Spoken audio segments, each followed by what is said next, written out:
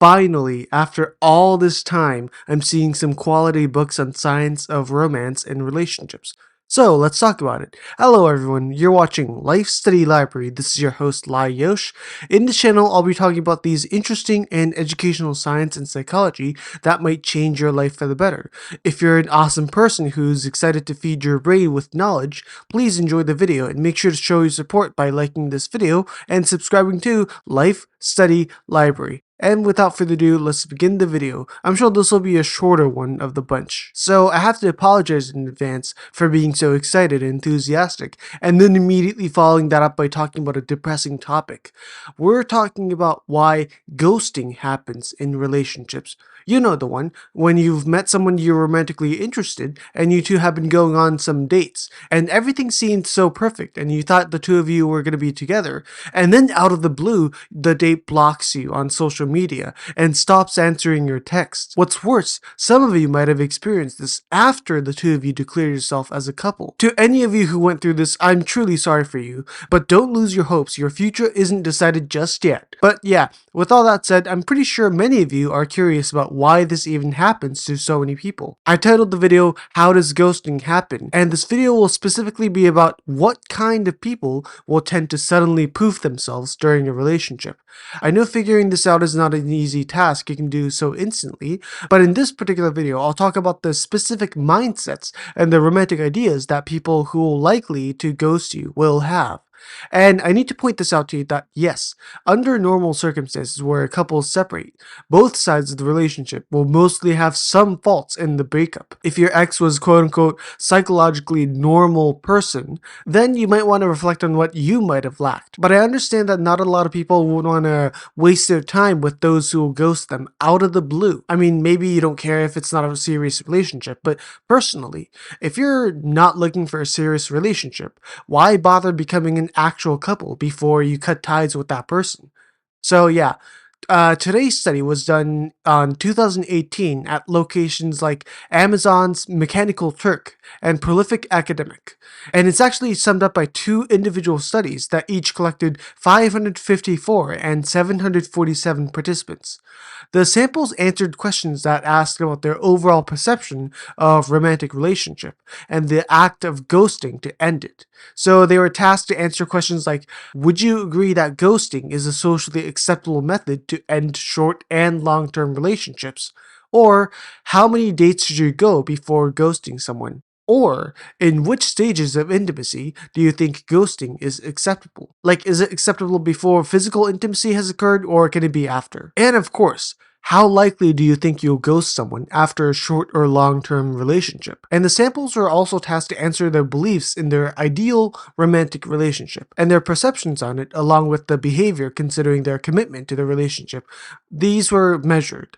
What the study found was that those who thought that dating and relationships exist to help you find the ideal partner, or dating exists to help you find the right person, these people had a greater tendency to ghost their partners. On the other hand, those who perceived romantic relationships as opportunities for the couple to grow and improve together, these people had a tendency to reject the act of ghosting and stayed faithful. Specifically, those who had a destiny belief recorded a 31.8% higher chance of ghosting the other person than compared with those who didn't believe in this. This destiny belief sort of makes sense when you think about it, right?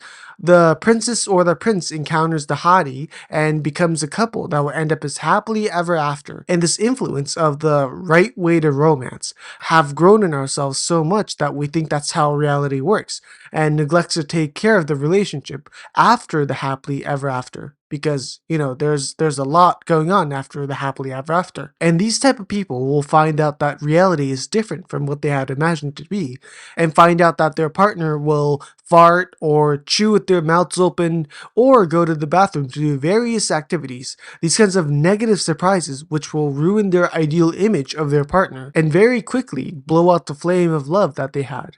And at this point, some might say, well, of course, being in a relationship, any kind of relationship, will expose your and the other person's unattractive or undesirable parts toward each other. Hiding these doesn't seem so realistic. So what can we do?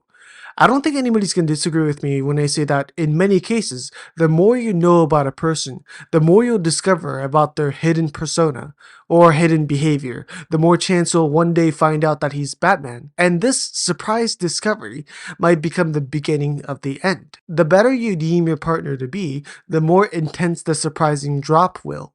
But of course, that doesn't mean you should date anybody and everybody. You should have some standards. So how and where should you draw the line? At this point, I recommend you some videos you can watch after finishing this one to learn more about the concept of maximizing and satisfying when making choices. Specifically about romantic and social choices, about who to date and who to become friends with, and about the more general topic of choice making.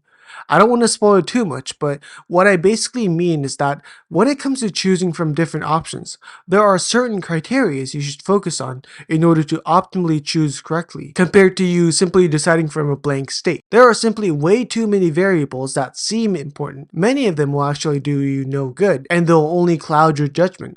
So when it comes to choosing who to date or become friends with, you might think, okay, so this person seems fun to talk to and seems nice, but you really never completely know that until you spend a considerable amount of time with them. And if that person you chose to date or be friends with, or any other choice in life for that matter, if your decision was proven wrong, then you've wasted your precious time trying to figure out if that was the right choice for you, right? But there are definitely important indicators about the particular choice that you should focus on, important hints among the many other trivial ones that'll give you a broad understanding of the target, and more importantly, give you the assurance to act and decide. So you should know what these important points are. If you're interested in this, you should read the book I recommend today called Essentialism, The Disciplined Pursuit of Less by Mckeown. Yeah, this book is more about the general areas of life rather than specifically about romantic relationships, but I'm getting to it. First, I have a point to make. So, when you try to make decisions, like what to wear for the day, or what book to read, or what kind of people to hang out with, most of us want to make the best beneficial choice for us, right? You think hard about what to wear because you want to look socially acceptable. You think about what kind of people you want to surround yourself with because you want to have a healthy social or romantic relationships. But life is very complicated and often you get lost because there are so much to choose from. This is of course the case with non-social stuff, but particularly with choosing who to become a couple with. You pretty much have to proceed with caution. Otherwise you might unintentionally match yourself with a toxic partner, and you probably don't want that. So you can read this book to get a basic knowledge of the importance of having few essential criteria you seek in the other person, or in your overall choices you make in life. The key here is few and essential, because we simply cannot know everything about a person. A lot of us don't even know much about ourselves. But if we know like the key personality traits of a person, we can get a basic understanding of what the person would be like if you and that person were to become a couple. This is where things like the big five personality traits, something that I've repeatedly talked about in many of my past videos, would come into play.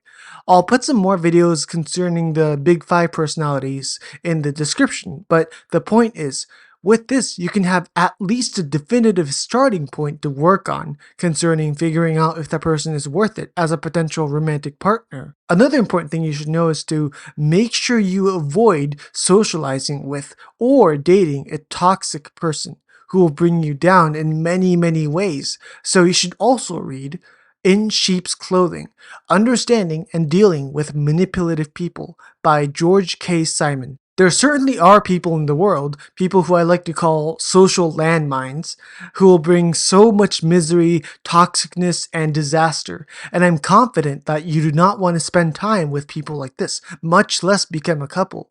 The tricky part is that these toxic people who will bring you down are not so easy to detect because they're usually really, really good at hiding their true intentions. Hence, they are social landmines. This book talks about the mechanisms of toxic people and the way they can manipulate you into doing whatever they want you to do and how to defend yourself against these kinds of people. If you're interested, read away. And that was it for today's video.